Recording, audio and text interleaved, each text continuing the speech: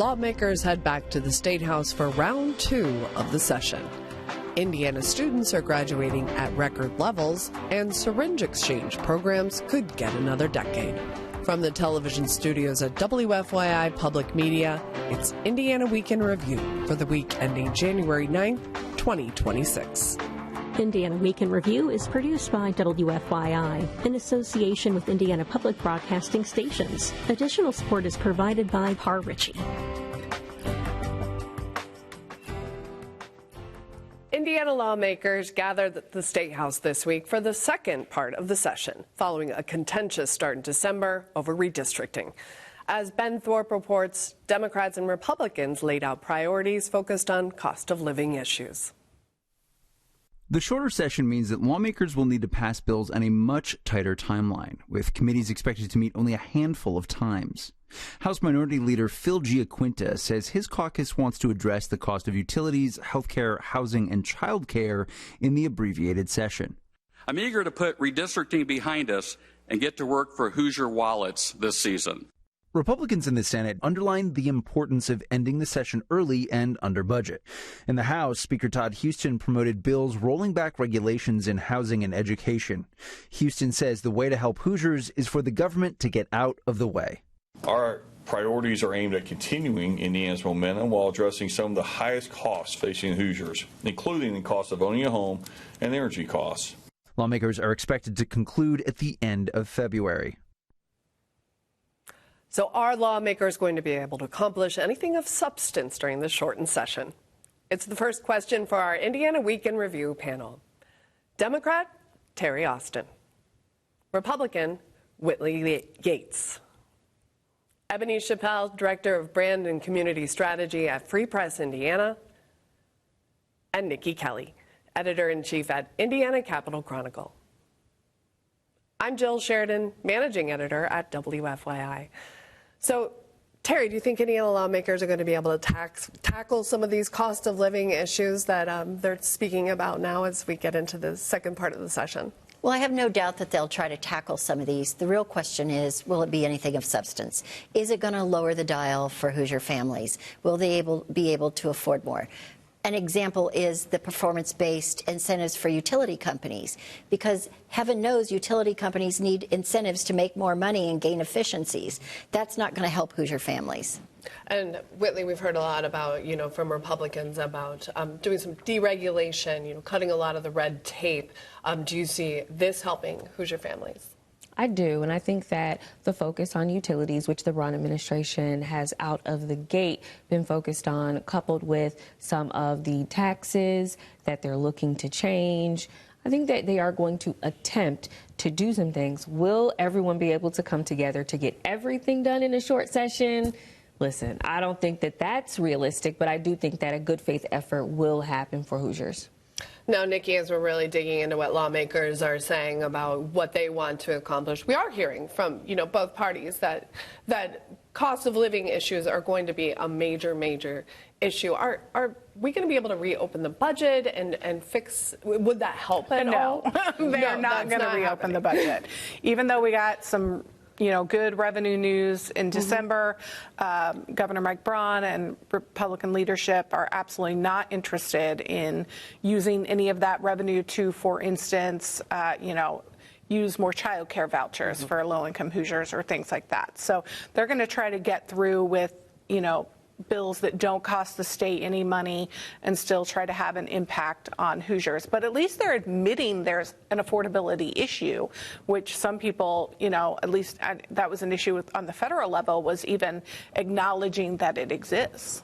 And Ebony, certainly everyone is aware that, their pocketbooks are a little bit tighter these days, and when we're looking at some of the proposals that are going to be considered by Indiana lawmakers, does anything stand out to you that says this could really have an impact?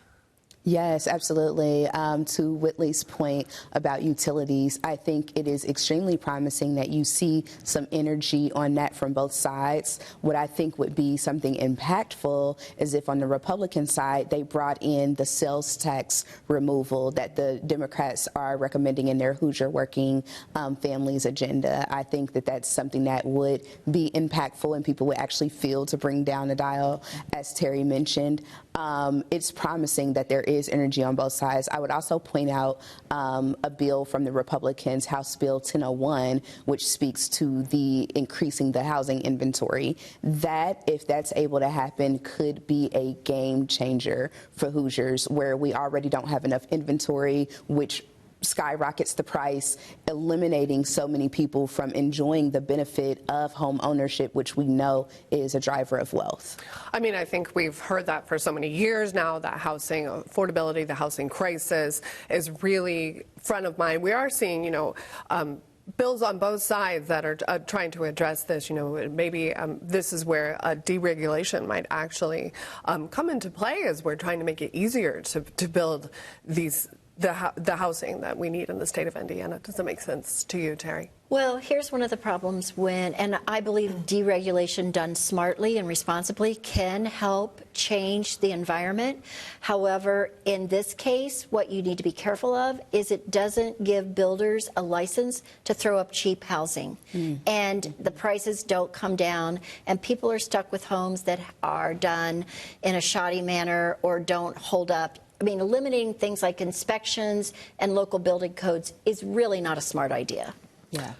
Whitley, would you like to respond to that? I mean, as someone that worked in real estate development for quite some time, building apartment complexes, mixed use, there are shoddy houses, apartments, and buildings going up all the time, whether it is deregulated or not. And I think with the deregulation that they're looking to do, it is to increase the amount of developers that we have here so that they are able to begin the processes in development, as opposed to skirting around the red tape of things that would make it safe for people to live there.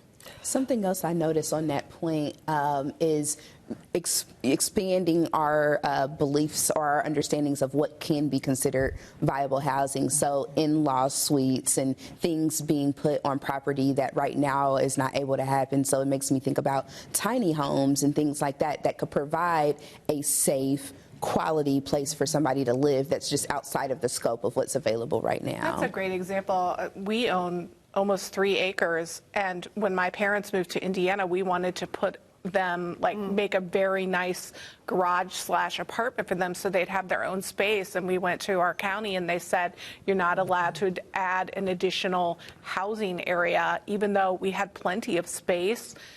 So that's an idea that is worth looking into. I know the zoning issues here in Indianapolis have certainly been something that many lawmakers have tried to get around. Niki, let me ask you about, one of the Republican priorities as it looks to waste and fraud again, and we're talking about SNAP, and we've seen, the governor tout success with having people off the Medicaid rolls. Is that something that's really going to save money in the long run? I don't know. I mean, the SNAP bill came out just recently. It largely just conforms to the federal One Big Beautiful Bill Act. There are some changes, for instance, on HIP, which would only allow it. They would do 6-month renewals instead of lasting a year, some things like that. So, I've not actually seen any, proof of waste or fraud in the systems. They're just really trying to make sure everyone who is on it, should be and meets the eligibility requirements. Yeah, I mean, as well, in most of the reporting I've done, we haven't seen a lot of fraud and waste on those types of programs, so maybe not something that lawmakers should prioritize. Well, I think they're always going to continue to look at healthcare costs because there's so many pieces of the system. There's still a lot that can be done on pharmaceutical costs, looking at PBMs, things like that.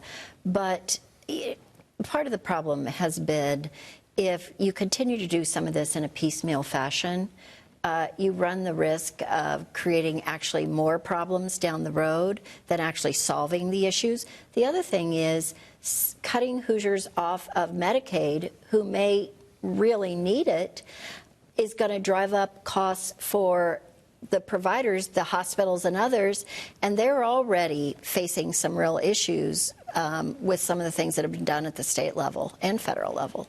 Well, we've seen another priority be announced to try to cut down on the number of commissions or boards at the State House. You know, we saw a similar, movement last year with the federal government as we're trying to, reduce government.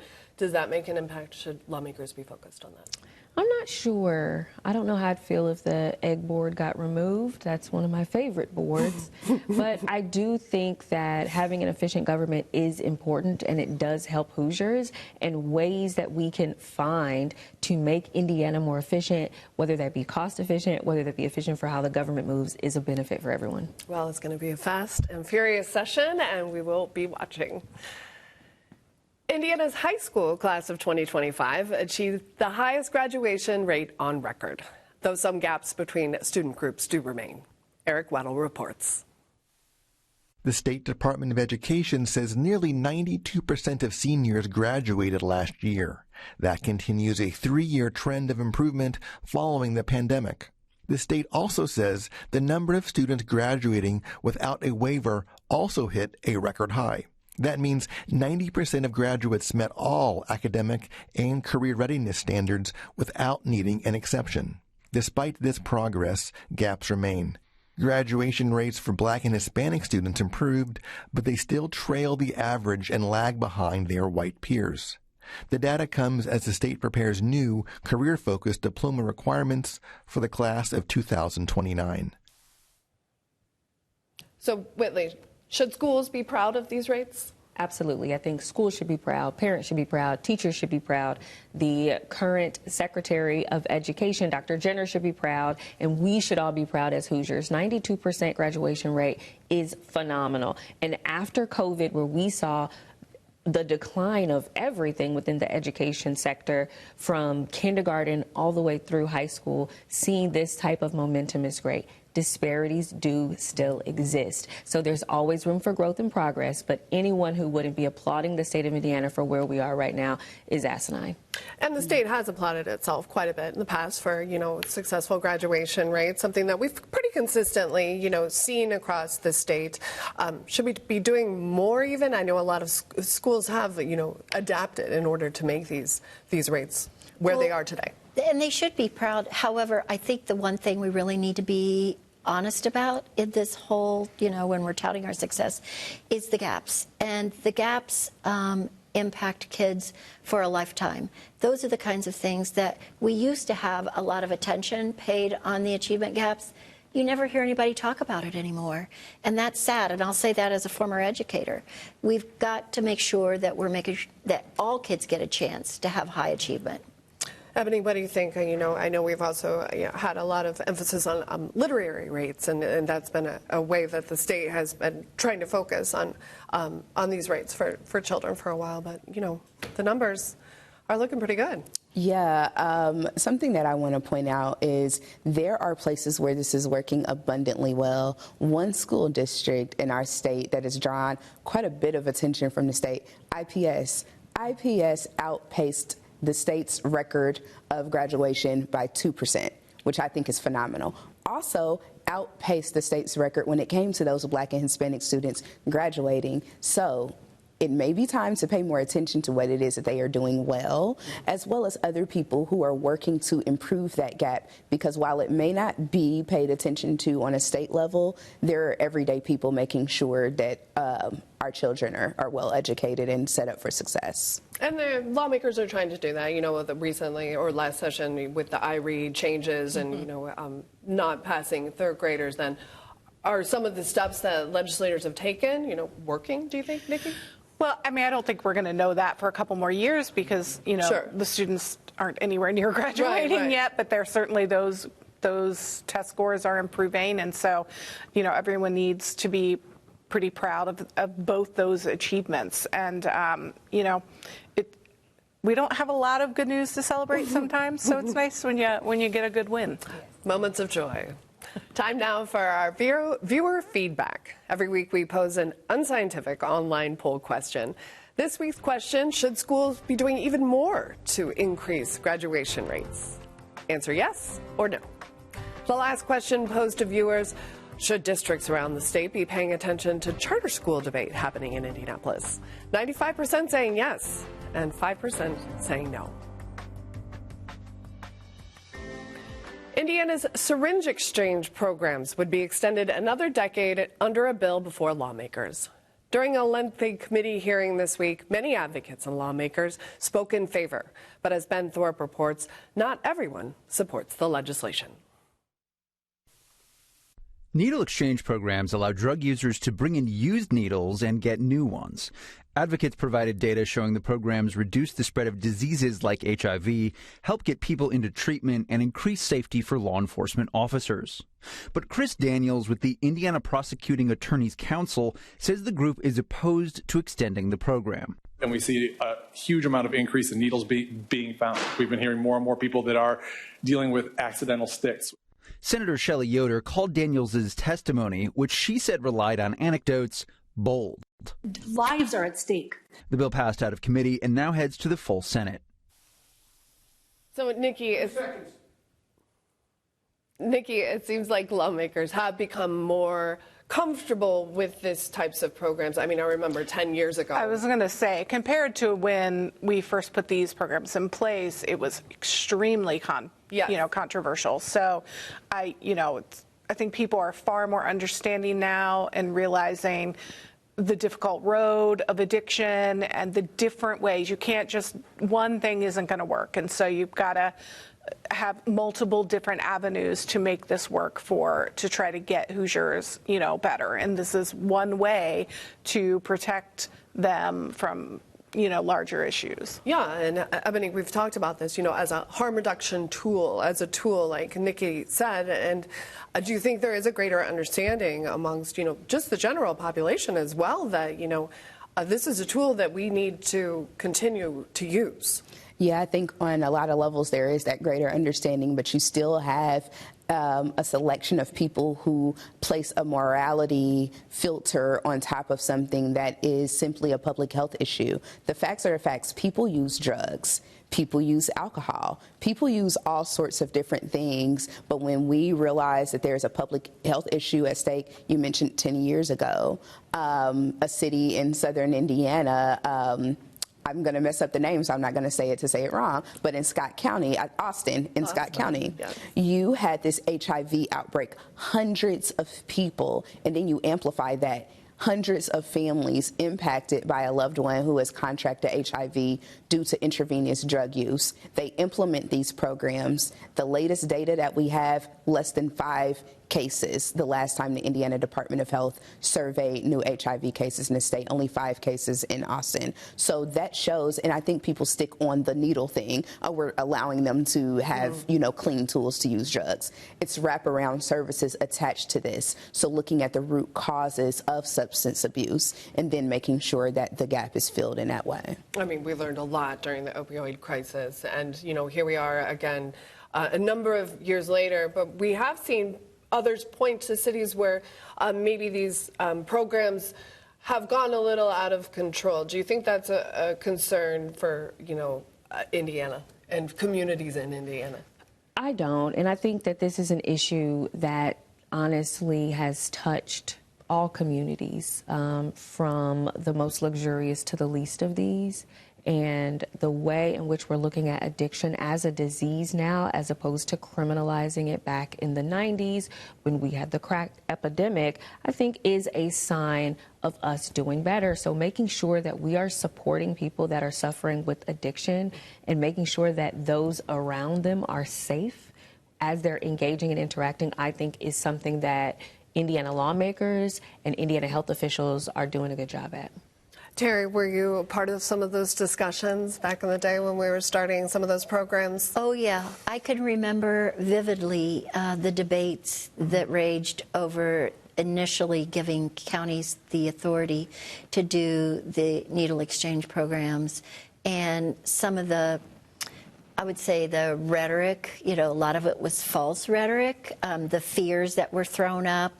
I will also say that, some of those first attempts, those first few years where they made things widely available without any real accountability, people learned from those. And that's what you want. That's a good public health program where you say, look, we need to modify this. So they started doing things like even exchanges, number of needles you turn in rather than just throwing them down on the ground where kids and others could pick them up. Those are the kinds of things that you should learn from and implement in future state policies. Yeah, it certainly seemed like an effective program, and it was interesting to see such bipartisan support as lawmakers considered this week. Also before lawmakers this week, the Indiana Department of Transportation is saying that it will have to postpone more than 300 projects due to funding issues. The department says it's dealing with inflation, supply chain issues, and shrinking tax revenue. At a committee meeting this week, Department Legislative Director Aaron Wainscott gave more details about the delays. It's not necessarily just, oh, this road isn't going to get a traffic signal, or this road isn't going to get an extra turn lane here. It's major projects. Wainscott confirmed the number of postponed projects has grown in the last year, though he couldn't give an exact number. The department says the delays mostly affect the timing and scope of the projects. So, Ebony, I know INDOT, said a number of reasons why we're quite behind on some of these major projects. Some of them are. What do you think this tells us about, the future of infrastructure funding in the state? I think it tells us, and forgive my pun, that Hoosiers need to buckle up and get prepared for an even more bumpy ride. I'm just really confused. We have 300 projects being postponed, but there is $1 billion going into improving a roadway in southern Indiana. There's not a lot of clarification being offered from Mr. Wainscott about, okay, well, why are we pausing this? And then we didn't get a chance to review the application put before the federal government for tolling. So it's just all of this happening at the same time. The issues have persisted for years and years and years. I'm sure Terry can attest to that in her experience. So now we're just at this place where we need the funding to come in, and then you have the years-long wait until any of that even becomes available. So, well, Nikki, I guess I buried the lead because, the toll road is what lawmakers are. I mean, these are obviously connected. They're explaining hundreds, and not just 300. They couldn't give us a number, but it was clearly way more than 300 of these projects that are being delayed or postponed or canceled altogether. Maybe that's just kind of greasing the wheel for, oh, here's our tolling application, and this is going to bring in all this money, and we can do those projects that we've had to delay. Is that where we're headed, Terry? Well, it won't surprise me at all. There's been an appetite among some legislators and the administration to toll. However, I will tell you, when we voted on the road funding bill in 2017 and they raised the gas tax 10 cents right off the bat and then indexed it every year after that, I can remember Representative Soliday, who helped carry that bill, say this would fund our roads for the next 2 decades. That was 8 years ago. Where's the money gone? We've never done an audit at INDOT. We've never done a complete audit of all of these projects and everything.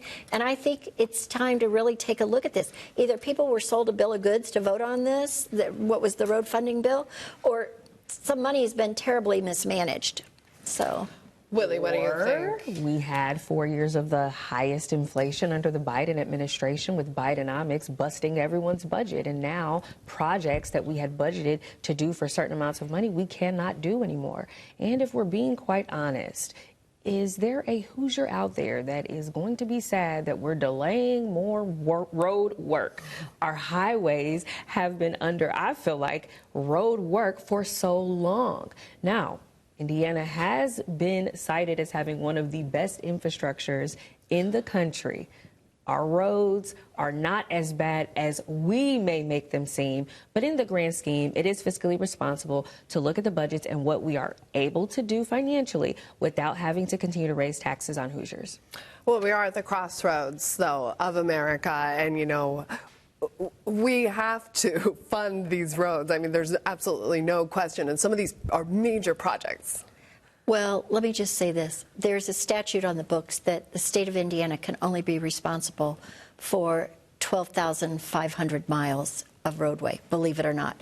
80% plus of roads are at the local level. So when you've cut local funding through Senate Bill 1 and you've taken away some of the funding that used to flow directly and make them compete for it, locals are the ones who are really facing these difficulties. I don't know if you all have paid any attention, but our roads are some of the worst marked in the entire country. I mean, you cannot see those dividing lines or the reflector lines on each shoulder. But you go to Ohio, you go to Kentucky, my gosh, it's a world of difference. These are the kinds of things that we need to do, quite honestly, that would help improve safety. And then we talk about, do we really need to spend $1 billion down in southern Indiana for this project? Well, I mean, it is a huge discussion, and yes, anyone that's covered the city knows that it is a major issue. And I don't know, I mean, I don't like construction, but also I want to get some of these projects done. That's Indiana Week in Review for this week. Our panel has been Democrat Terry Austin, Republican Whitley Yates, Ebony Chappel, Director of Brand and Community Strategy at Free Press Indiana, and Niki Kelly, Editor-in-Chief at Indiana Capital Chronicle. You can find Indiana Week in Review podcast and episodes at WFYI.org/IWIR or on the PBS app. I'm Jill Sheridan, Managing Editor at WFYI. And we do have some sad news today. We lost a longtime member of the WFYI family this week. Jerry Prince was a producer, a director, and an editor on many, many of our programs, and he will be deeply missed.